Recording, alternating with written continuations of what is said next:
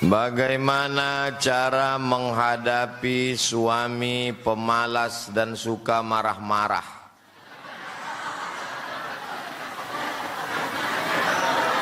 Kok bisa ibu nikah sama dia? Tapi dia masih biasa bilang, lapar, lapar. Yang ini lapar juga, tapi lapar betul. Tak sampai ke ujung, lap, lap, lap. Ah, ini dulu. Karena ini parah, ini tak sampai 2 jam lagi meninggal. Kalau ini masih bisa bilang, pisang pak, pisang. Kalau ini tak boleh, pis, angkat sini dulu. Bagaimana cara menghadapi suami pemalas dan suka marah-marah?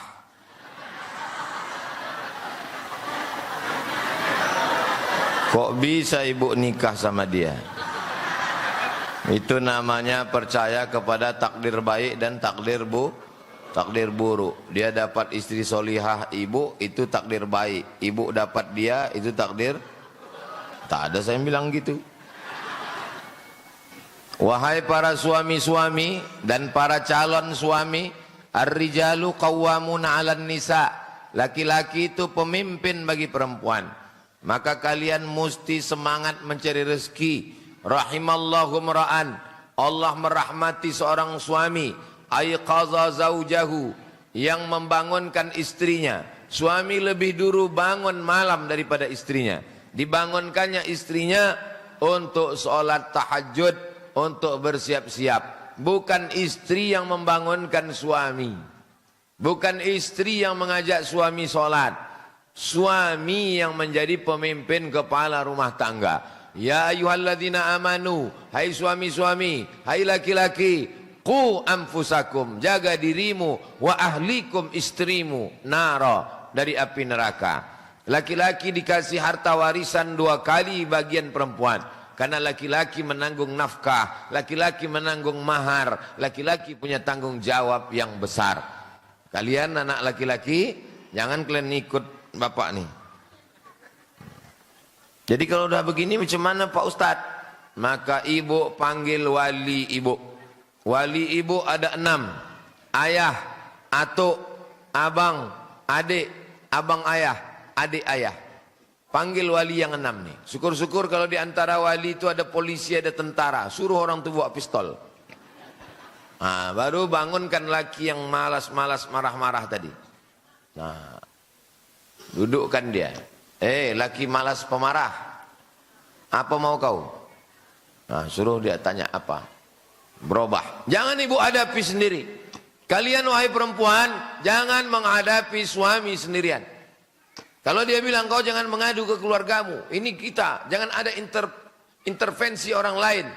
Dia mau melemahkanmu. Kau menjaga anak, mengandung, menyusui, mencari nafkah, menghadapi dia marah-marah lagi, menghadapi dia malas lagi, stres nanti ibu lama-lama. Betul bu? Tengok. Kalian perempuan dimuliakan Allah. Kalian tidak ada kewajiban apa-apa. Yang memasak, yang menyiapkan makanan, yang mencucikan pakaian, itu mestinya suami kalian. Kalau dia kaya, disiapkannya pembantu untuk memasak, disiapkannya pembantu untuk mencuci. Menyusukan anak pun tidak kewajiban kalian. Di zaman Nabi, perempuan itu tidak menyusukan anak. Ada perempuan yang khusus dibayar oleh suami untuk menyusukan anak. Makanya Nabi Muhammad SAW, ibu susunya yang pertama Suwaibah al-Aslamiyah, yang kedua Halimatus Sa'diyah. Laki-laki di Indonesia bukan main beruntung luar biasa. Anaknya disusukan istrinya. Ada istrinya tak ada air susu, disusukan kambing. Suami punya tanggung jawab yang besar di hadapan Allah Subhanahu wa taala. Kullukum ra'in. Setiap kalian laki-laki adalah pemimpin. Wa kullukum mas'ulun an ra'iyatih. Kalian akan diminta tanggung jawab di hadapan Allah Subhanahu wa taala. Jadi tak bisa sekedar nyanyi-nyanyi. Ini sekarang banyak kalau ngadu ke Ustadz, Ustadz, suami saya marah-marah, ibu nyanyi aja, abang jangan marah-marah, nanti abang cepat mati. Tak bisa, mesti ada tindakan hukum.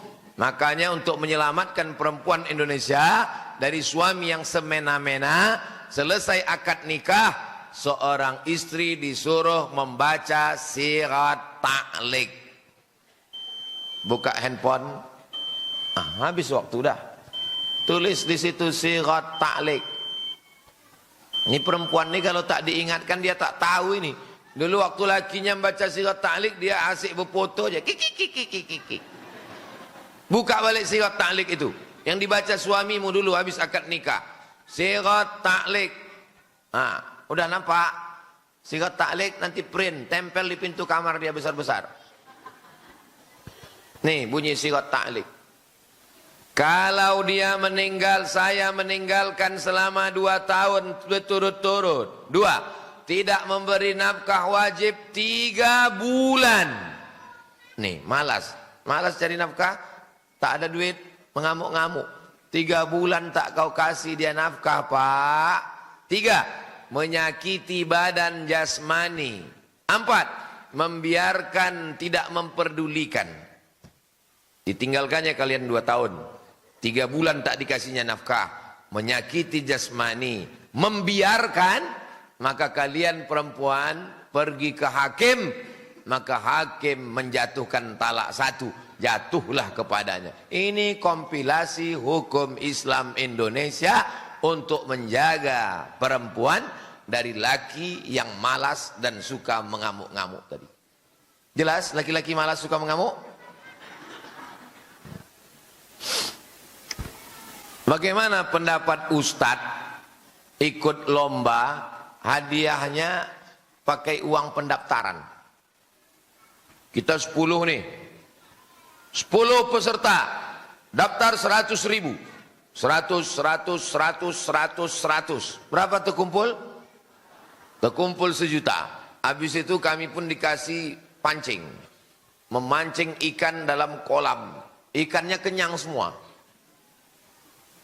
Udahlah kenyang 1 ekor pula tuh. Dari jam 8 pagi sampai jam 8 malam. Di kulum-kulumnya aja cacing tuh. Sampai akhirnya tersangkut juga. Yang dapat cuma 1 orang. Akhirnya diumumkan 8 malam. Pemenang juara pancing, Bapak Abdul Somad. Menang saya. Berapa saya dapat untung? 900.000 karena saya bayar pendaftaran 100. Maka itu adalah judi. Duit judi. Jadi kalau mau duit pendaftaran itu untuk operasional, untuk makan, untuk tenda, untuk sewa sound, untuk yang lain-lain. Hadiahnya pakai sponsor. Itu kalau mau keluar dari judi.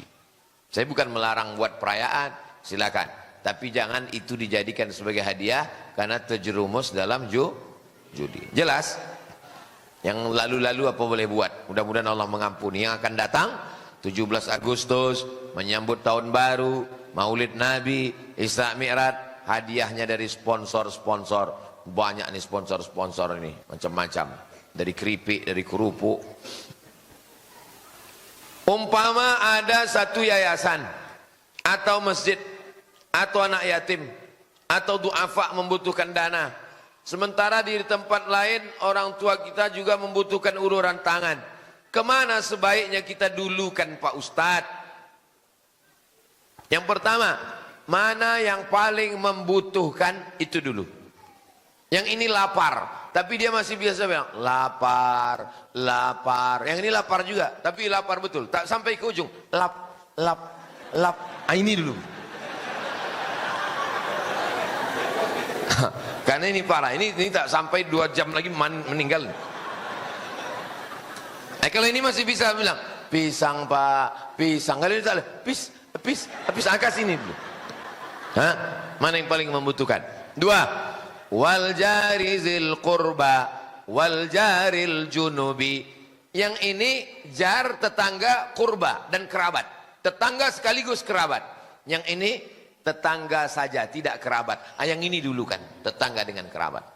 As-sadaqatu 'alal fuqara shadaqah. Was-sadaqatu 'alal qurba shadaqatun wasilah. Sedekah untuk orang miskin nilainya cuma 1, sedekah. Tapi sedekah kepada kerabat yang miskin nilainya 2. Sedekah dan silaturahim. Tapi biasanya orang, kalau ada keluarga, ada orang lain. Siapa duluan ditolongnya? Keluarga apa orang lain? Orang lain. Kenapa orang lebih mau membantu orang lain? Karena kalau membantu orang lain itu nama harum semerbak. Bapak itu baik. Tapi kalau keluarga dikasih, 10.000 lah. Maka ini ada skala prioritas. Tinggal di Pekanbaru, kampung jauh di mata. Ada kawan yang susah, ada fakir miskin, pakai skala prioritas. Duit berapa? 100.000. Yang ini 30.000, yang ini 50.000, yang ini 20.000. Semuanya dapat insya Allah. Rezeki dari Allah, Allah akan ganti. Wa ma tunfiqu min khairin ya'lamullah. Apapun yang kau kasih, Allah tahu. Wa ma tunfiqu min khairin yuwaffa ilaikum. Yang kau berikan untuk agama Allah, saudaramu, Allah akan ganti insyaallah. Apa doa Nabi? Apa doa malaikat untuk orang yang bersedekah? Allahumma ati munfiqan khalafa. Orang yang bersedekah kasihlah dia ganti ya Allah. Orang yang pelit Pak Ustaz didoakan malaikat juga. Apa kata malaikat? Allahumma ati mumsikan talafa. Orang yang pelit binasakanlah dia ya Allah. Hati-hati, yang pelit-pelit nanti balik dari sini pertama selop hilang, habis itu helm hilang, habis itu lama-lama laki hilang. Assalamualaikum warahmatullahi wabarakatuh Pak Ustaz. Waalaikumsalam warahmatullahi wabarakatuh. Di mana letaknya ilmu? Ada yang membilang di sini, ada yang bilang di sini. Ikhtilaf mereka. Katanya di sini. Dalil yang mengatakan di sini, afala ta'qilun, afala yatadabbarun al-Quran, am ala qulubin aqfaluha. Kenapa mereka tidak memikirkan Quran? Apakah hatinya terkunci? Kalau begitu berpikir itu di sini. Kalau satu lagi enggak, berpikir itu di sini kata dia. Maka dua-duanya betul. Karena berawal darah itu dari sini, menyembur naik ke sini. Dari otak ini baru turun ke mata, dari otak turun ke telinga, dari otak turun ke tangan, dari otak turun ke kaki. Maka kalau bermasalah di otak, masalah yang lain. Apa namanya? Stroke ringan. Orang kalau sudah stroke, kena yang lain. Mudah-mudahan kita sehat walafiat. Dari jantung naik ke otak. Otak berpikir, otak memerintahkan mata. Kata otak, tengok itu, ada anak gadis lewat. Kalau otak itu jahat, kalau otak itu baik, jangan. Di mana letak ilmu? Dari sini naik ke sini. Kenapa kita kadang-kadang lupa dan kadang-kadang ingat? Faktor umur. Faktor umur. Saya dulu waktu baru pulang dari Mesir, saya kumpulkan pertanyaan jamaah itu. Waktu pulang dari Maroko kalau pengajian, kumpulkan. Habis tanya, baru saya jawab. 1, 2, 3. Sekarang, nama orang pun payah ingat. Kenapa? Faktor umur. Tak bisa dilawan. Yang kedua, maksiat. Syakautu ila waqi'in su'a hifzi. Aku melapor kepada guruku Imam Waqi', hafalanku rusak. Fa'arsyadani ila tarkil ma'asi. Kata guruku, tinggalkan perbuatan maksiat. Li'annal ilma nurun. Karena ilmu ini cahaya. Wa nurullahi la yuhda lil 'asi. Cahaya tidak diberikan Allah kepada pelaku maksiat. Jadi kalau kita sudah sholat, sudah zikir, sudah puasa, tetap juga lupa, itu berarti faktor usia yang tak bisa dilawan. Alhamdulillah, Fatihah masih ingat, itu dah alhamdulillah. Nah, jangan sampai Fatihah pun tak ingat. Nauzubillah. Dengan ilmu yang kita pelajari dari kecil, apa penyebabnya kita lupa Pak Ustadz? Faktor usia, faktor maksiat. Dua itu yang dikatakan para ulama. Apa makanan biar supaya lengket hafalan Pak Ustadz? Banyak-banyak makan tepung sagu. Lengket dia kan? Apa hukum KB bagi ibu-ibu yang tidak ingin punya anak? Karena takut tak bisa membiayai pendidikan di tempat yang baik. Pondok pesantren misalnya. Atau takut tak bisa mendidiknya menjadi anak yang soleh-solehah, yang nantinya malah akan menyeretnya ke neraka.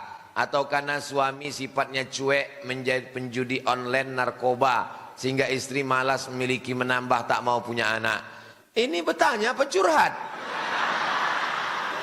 Sudah cukup membesarkan anak yang ada sehingga dengan KB sampai menopause. Bagaimana hukumnya Pak Ustaz?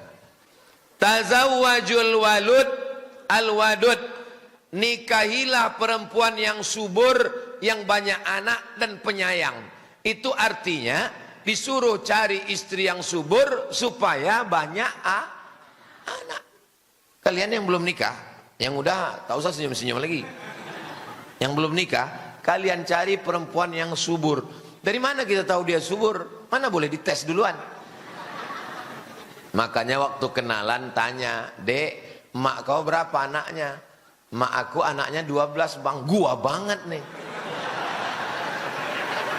Gitu. Cari perempuan yang subur. Kenapa? "Inni mukasirum bikumul umam." Aku, kata Nabi, Nabi yang paling bangga pada hari kiamat karena umatku paling banyak. Saya doakan bapak-bapak punya anak 12 semua. Amin. Kenapa takut kalian? Dulu dikatakan orang Indonesia tak boleh banyak punya anak, cukup 2 saja. Waktu zaman saya sekolah dulu, aliyah, saya taman aliyah 96. Waktu itu sedang heboh-hebohnya BKKBN, program cukup 2 anak. Ada duit limper, ingat duit limper, 5 perak, gambarnya ibu, anak 2 sama bapak. Apa katanya? Tak boleh punya anak. Sekarang kita ketakutan sama orang Tiongkok mau datang. Kenapa? Karena mereka penduduknya, India sekarang penduduknya 1,4 miliar. Cina sekarang penduduknya lebih 1 miliar. Indonesia tak sampai 300 juta. Sementara tanah kita luas, bumi kita penuh, minyaknya banyak. Kita kekurangan warga negara sekarang. Kalian cepat nikah. Kalau bisa 1, 2, 3, 4. Siap? Kalian mesti punya anak banyak-banyak. Umat Islam mesti kuat sebab kita menghadapi tantangan yang luar biasa. Jelas? Adapun hukum KB terbagi 2. Yang pertama, tanzimun nasal, mengatur kelahiran. 3 tahun, 3 tahun, 3 tahun. Yang kedua, tahdidun nasal, membatasi kelahiran. KB 2 jenis. Yang tahdid, misalnya laki-laki vasektomi, dipotong kabel itu, akhirnya dia tak bisa lagi, senapang angin itu meletus, cuman senapan itu hidup, cuman tak berpeluru dia lagi. Nah, vasektomi hukumnya haram. Kenapa? Karena dia memutus keturunan. Tak boleh dalam Islam memutus keturunan. Kalau perempuan yang putus tak punya anak lagi, itu namanya steril. Kalau perempuan sudah disteril, dia tak punya anak lagi. Haram hukumnya steril. Kecuali 1, perempuan yang melahirkan anak melalui sesar. 1, 2, 3. Kata dokter tak boleh lagi ibu, karena ibu udah sesar. Kalau ibu melahirkan lagi, perut ibu terbuka tak tertutup-tutup lagi. Pilihannya 2, antara mati atau steril. Maka boleh steril dalam keadaan darurat tingkat tinggi. Atau dia kena penyakit diabetes akut, gulanya tinggi. Kata dokter, ibu tak boleh hamil, karena kalau ibu hamil gula ibu makin naik, pas melahirkan ibu bisa mati. Ditanya suaminya, "Pak, gimana ibu ini kalau mati?" "Ya nggak apa-apa," kata suaminya. Ibu tak boleh hamil, karena kalau ibu hamil nanti mati. Mimdate mata ya bawati. Tak boleh. Vasektomi laki-laki haram tanpa sebab. Perempuan kalau dia steril tak boleh tanpa sebab. Yang boleh itu adalah tanzimun nasal, pengaturan. 3 tahun, 3 tahun, 3 tahun. Tapi alat-alatnya itu ada yang memudaratkan. Ibu makan pil, ibu disuntik, akhirnya mohon maaf siklus menstruasi tak teratur, darahnya tertahan di dalam. Darah kotor itu mesti dibuang tiap bulan, karena disuntik, karena dimakan, tertahan dia di dalam, berubah menjadi kanker, menggumpal di dalam. Kanker macam-macam, akhirnya ibu mati gara-gara bapak yang tidak bertanggung jawab. Mau enaknya saja, memang laki setan. Jelas? Kertas yang terakhir. Perkenalkan Pak Ustadz, nama saya tit, sensor tak boleh sebut. Kaitannya dengan perkataan Imam Malik, beliau pernah bertanya kepada seorang pemuda Quraisy, ta'allam al-adab qabla an tata'allam al-ilm. Beliau belajar adab 16 tahun, belajar ilmu 4 tahun. Pertanyaan saya, kenapa belajar adab jauh lebih lama dibandingkan belajar ilmu? Adakah kitab khusus membahas kaitannya dengan adab? Misal kita belajar wudhu, kemudian ada kitab membahas tentang adab. Dan wudhu, kita belajar fikih solat, kemudian ada membahas adab. Kitab adab yang paling hebat di dunia adalah kitab Ihya Ulumuddin, 4 jilid, Imam Abu Hamid Al-Ghazali, meninggal tahun 505 Hijrah. Tak ada kitab adab yang lebih hebat lagi daripada itu. Makanya ada 3. Akidah kita Imam Abul Hasan Al-Ash'ari, fikih kita Imam Muhammad bin Idris Asy-Syafi'i, tasawuf kita Imam Abu Hamid Al-Ghazali. Kalau belum bisa bahasa Arab, cari terjemahnya. Kenapa adab lebih tinggi? Karena semua tujuan ibadah adalah adab. Salat, inna salata tanha anil fahsya, adab. Kalau salatmu benar, betul, kau selamat dari fahsya dan mungkar. Mungkar, judi, khamar. Fahsya, perbuatan yang terkait dengan seksual. Puasa, puasa tujuannya adalah adab. Ya ayyuhalladzina amanu kutiba alaikumusiyam kama kutiba alal ladzina min qablikum la'allakum takut kepada Allah, adab. Haji, faman farada fihinnal hajja fala rafasa wala fusuqa wala jidal. Jangan rafas, jangan jahat seksual.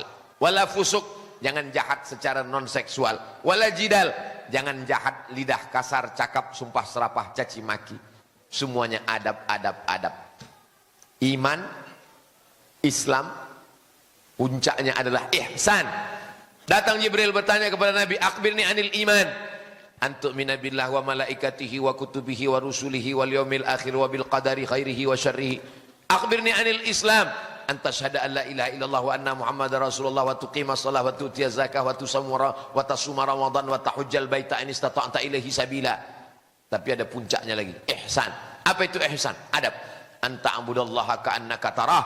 Kau beribadah seakan-akan kau tengok Allah. Fa illam takun tarahu fa innahu yaraka. Kalau kau tak bisa melihat Allah, rasakanlah bahwa engkau dilihat oleh Allah. Merasa dilihat Allah adalah puncaknya ihsan. Itu adalah adab. Al-adab fauqal ilmi. Adab lebih tinggi daripada ilmu. Saya lebih suka orang yang ilmunya biasa-biasa saja, beradab, daripada orang banyak hafal ayat, banyak hafal hadis tapi kurang ajar. Kalau cerita masalah ilmu, yang paling tinggi ilmunya adalah iblis. Iblis lebih tinggi daripada malaikat. Wa idz qulna lil malaikati isjudu li Adam fasajadu illa iblis. Iblis itu selevel dengan malaikat. Malaikat pun berguru kepada dia saking tingginya. Tapi ketika disuruh bersujud pada Adam, melawan Allah, kena di pasal adab. Iblis tidak pernah syirik. Mana ada pernah cerita iblis syirik? Siapa yang mau menggoda iblis? Iblis digoda setan. Mana mempan? Anak buah dia semua. Iblis itu kena pasalnya di adab. Melawan perintah Allah, tak mau bersujud kepada Adam. Ditanya Allah, ma mana'aka alla tasjuda li Adama iz amartuk? Kenapa kau tak mau sujud kepada Adam? Apa kata iblis? Khalaqtani min nar. Aku kau ciptakan dari api. Wa khalaqtahu min tin. Dia dari tanah. Ana khairum minhu. I am better than him. Aku lebih mulia daripada dia. Kenanya di adab. Jadi kalau ada orang ilmunya banyak, lalu dia katakan aku lebih mulia dari dia, berarti dia titisan iblis. Mudah-mudahan kita semuanya berilmu dan beradab insyaallah. Anak-anak kita semuanya baik akidahnya, baik ibadahnya, baik akhlaknya insyaallah. Suami-suami yang tadi yang malas-malas, yang marah-marah, insyaallah berubah menjadi suami yang soleh-soleh semua. Suami yang solatnya di masjid, suami yang soleh. Suami yang solatnya di rumah, suami solehah. Ala hazihin niyah, untuk niat yang baik-baik. Al-Fatihah. A'udzubillahi minasyaitonirrajim. Bismillahirrahmanirrahim. Alhamdulillahirabbil alamin. Ar-Rahmanirrahim. Maliki yaumiddin. Iyyaka na'budu wa iyyaka nasta'in. Ihdinas siratal mustaqim, siratal ladzina an'amta 'alaihim ghairil maghdubi 'alaihim waladdallin. Amin. Allahumma shalli ala sayyidina Muhammad wa ala ali sayyidina Muhammad. Assalamu alayka ya Rasulullah. Allahumma ja'alna min mu'ammiri masajidik. Jadikan kami orang yang memakmurkan masjidmu dengan salat berjamaah. Allahumma ja'alna muqimas salah. Jadikan kami orang yang menegakkan salat. Wa min dzurriyyatina, sampai kepada anak cucu kami. Rabbana wa taqabbal du'a. Terima doa kami ya Allah. Rabbana hab lana min azwajina wa dzurriyyatina qurrata a'yun. Jadikanlah suami, jadikanlah istri, pasangan hidup, anak cucu, orang-orang yang sejuk dipandang mata dan menenangkan hati kami. Allahumma aslih dzata bainina, perbaikan hubungan di antara kami ya Allah. Allahumma ja'alna minal mutahabbina bijalalik. Jadikan kami orang yang berkasih sayang karena Engkau ya Allah. Allahumma ja'alna min ummati nabiyika Muhammad sallallahu alaihi wasallam. Jadikan kami menjadi umat Nabi Muhammad sallallahu alaihi wasallam. Rabbana fir lana dzunubana, ampunkan dosa kami, wali abaina ayah kami, wali ummahatina mak kami, wali azwajina pasangan hidup kami, wali zurriyatina anak cucu keturunan kami, wali man hadarana semua yang hadir di majelis ini ya Allah, wali man syarakana bagi semua yang mengikuti pengajian subuh ini ya Allah. Rabbana hab lana minas salihin, jadikan anak cucu kami anak-anak yang saleh dan salihah. La tada' lana dzamban illa ghafartah. Pulang kami dari majelis ini dalam keadaan bersih dari dosa-dosa. Wala aiban illa satarta. Tutupilah segala aib cacat kami ya Allah. Wala maridan illa syafaitah. Saudara kami yang sakit, angkat penyakitnya, sehatkan ya Allah. Wala mayitan illa rahimtah. Yang sudah meninggal dunia, lapangkan kuburnya. Bil khusus yang mewakafkan masjid ini ya Allah. Allahumma khtim lana bi husnil khatimah wa la takhtim alaina bi su'il khatimah. Rabbana atina fid dunya hasanah wa fil akhirati hasanah wa qina adzabannar. Wa sallallahu ala sayyidina Muhammad wa ala alihi wa sahbihi wasallam walhamdulillahi rabbil alamin. Taqabbalallahu minkum minna wa minkum taqabbal ya karim. Terima kasih segala perhatian. Mohon maaf segala kesilapan dan kekhilafan. Wassalamualaikum warahmatullahi wabarakatuh.